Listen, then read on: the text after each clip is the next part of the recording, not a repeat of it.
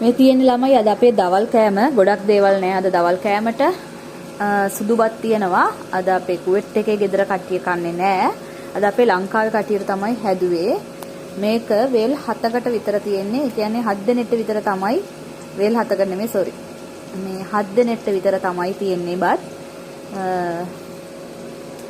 ඒ අපේ සුදුබත් ඊළඟට තියෙනවා සැමන් තෙල් දාලා තියෙනවා. සැමනුත් 7 දෙනෙක්ට විතර ප්‍රමාණවත් වෙන්න තමයි හදලා තියෙන්නේ.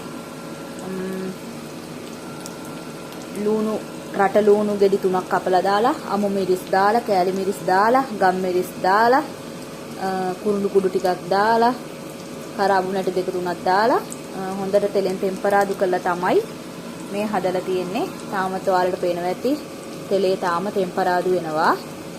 ඊළඟට ළමයි මේ තියෙන්නේ කරි එක හදාගත්ත.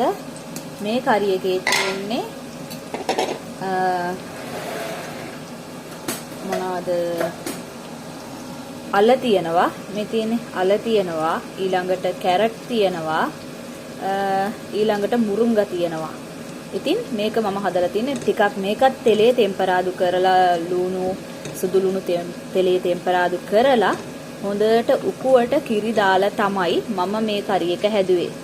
ඉතින් අද දවල් කෑම මේවා තමයි අපේ තව ඉතින් කොළ 2-3ක් හරි සලාද පොඩ්ඩකුත් හරි හදාගන්න. ඔච්චර තමයි අද දවල් කෑම. එහෙනම් ගිහිල්ලා එන්නම් හැමෝම පරිස්සමින් සතුටින් හොඳින් ඉන්න.